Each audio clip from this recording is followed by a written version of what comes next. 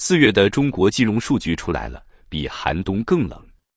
如果说过去的经济还有点苟延残喘，那现在已经是心跳停止。据中国人民银行5月14日发布的最新数据，4月份新增人民币贷款只有2800亿元，这是自2022年疫情封控以来的最低点。更可怕的是，居民贷款减少了5200多亿，没错，不是增长乏力，而是直接在负增长。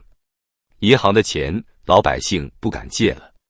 这不是简单的消费降级，这是信贷恐慌。用一句话总结，全国人民都在躺平，没人敢花钱，没人敢借钱，印再多的钱也就不动了。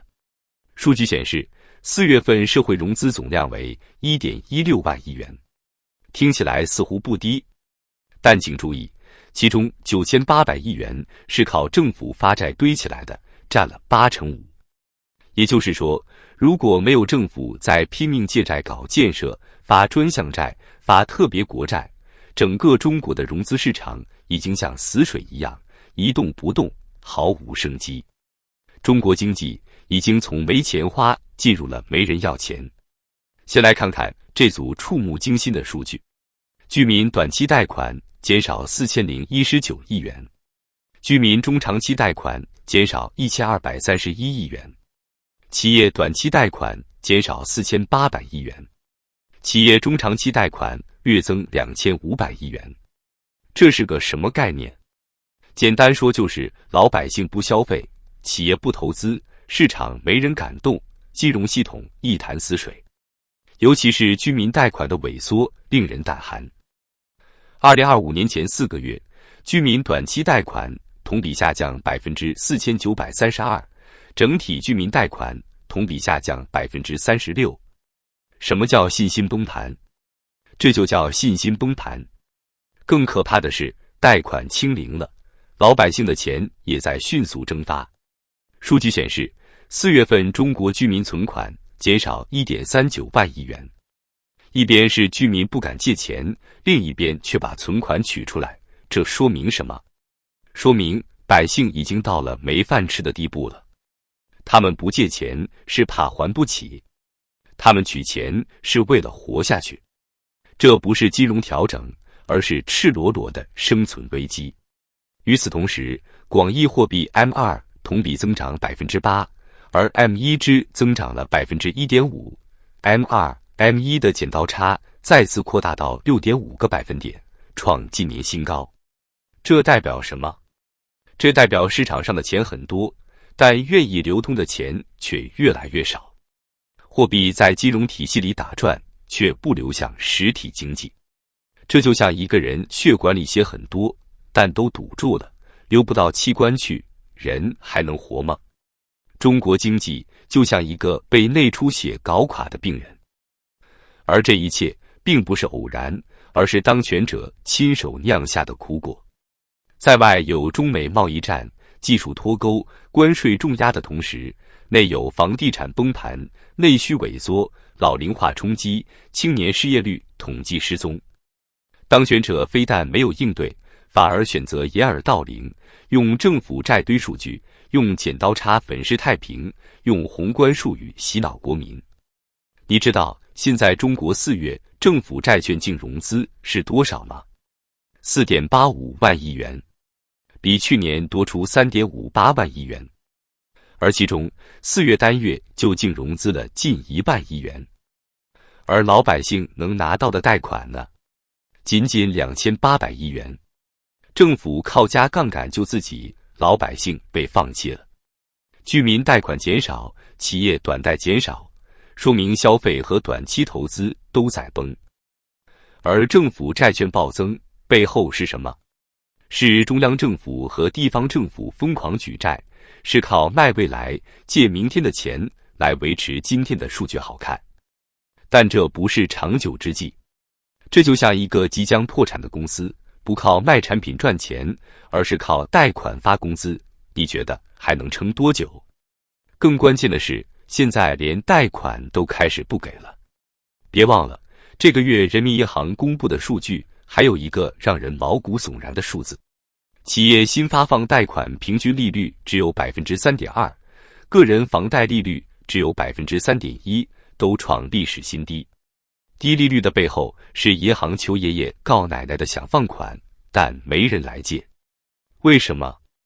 因为所有人都知道借了也没地方花，投了也赚不到钱，房子跌，股市套，工资降，谁敢再负债？2025年的中国出现了一个前所未有的悖论：银行有钱但不敢贷，企业缺钱但不敢借，政府花钱，老百姓遭殃。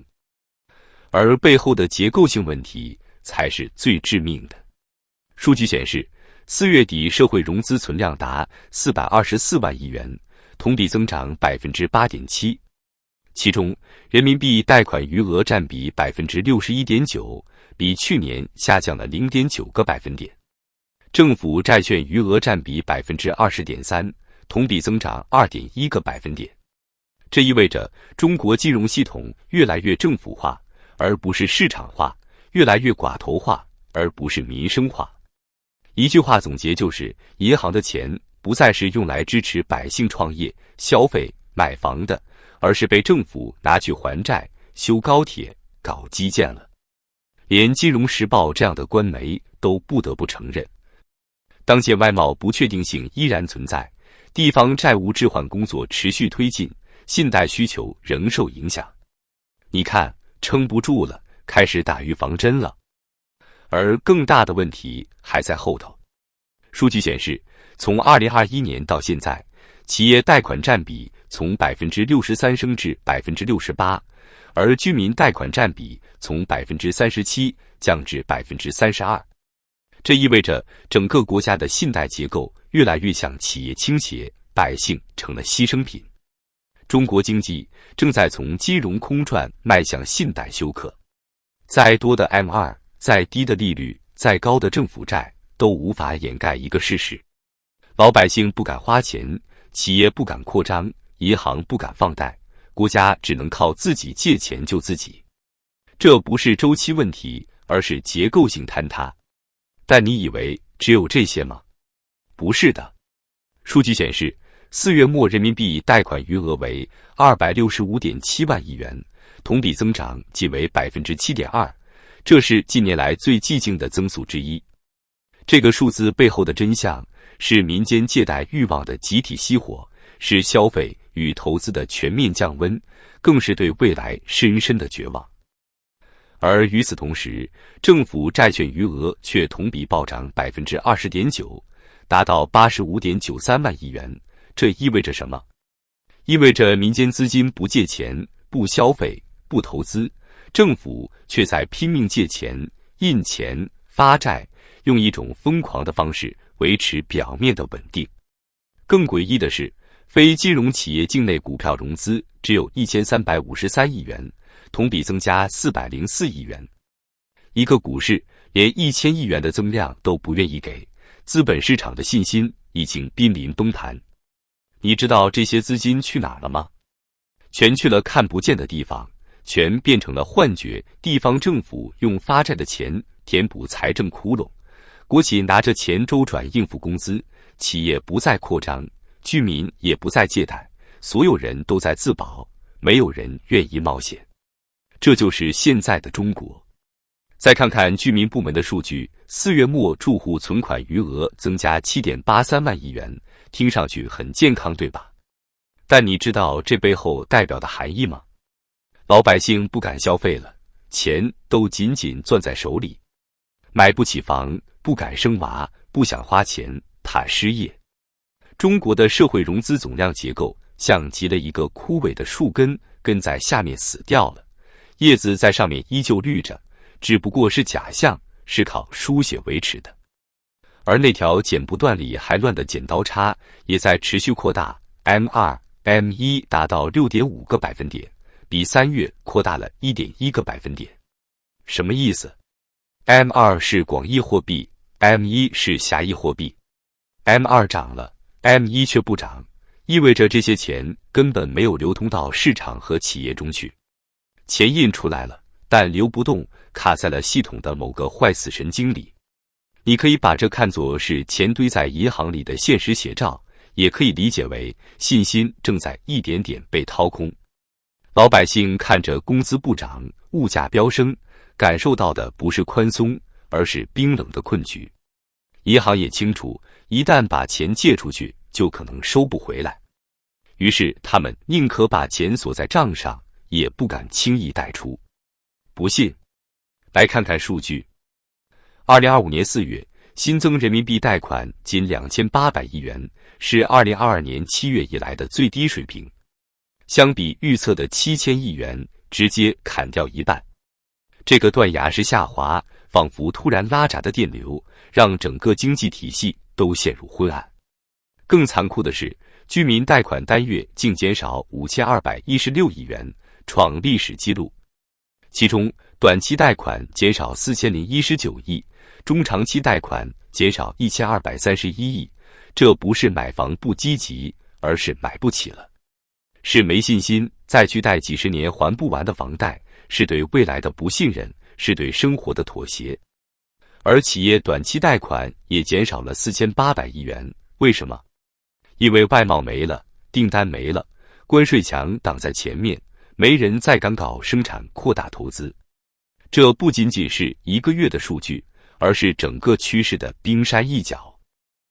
2025年1至4月，居民短期贷款同比下降4932%，整体居民贷款同比下降36%，这已经不是下滑了，而是跳崖。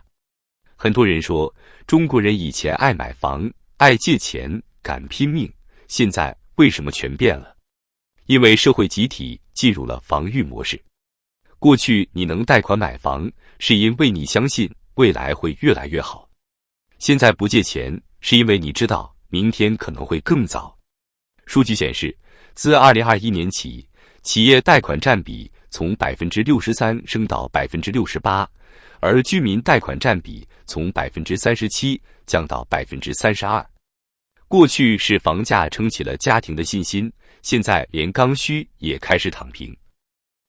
而更令人窒息的是，在整个社会融资规模中，政府债券净融资在4月竟然占了9800亿元，相当于全月社融总量的 84%。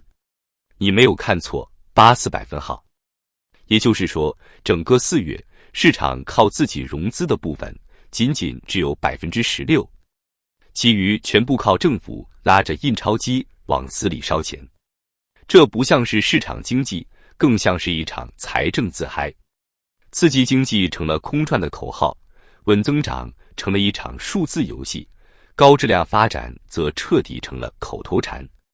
你还记得前几天公布的财政数据吗？2025年1至4月，全国一般公共预算收入同比下降了 2.7%， 其中个人所得税同比下降 13.5%， 进口环节税收下降 15.1%， 老百姓没收入了，消费税自然也收不上来，政府越来越穷，只能靠发债。你以为发债能解决问题？恰恰相反，发债只会加速未来的金融危机。政府发债把钱注入国企和基础建设，但这些项目根本无法快速回笼现金流。于是债台高筑，利息滚雪球，形成一个越来越难以收拾的金融死循环。更荒谬的是，在整个4月的社融中，企业债券净融资才只有2340亿元。企业自己都不想借钱，说明根本没有人看好未来的市场。这不是经济复苏，而是泡沫即将破裂前的平静。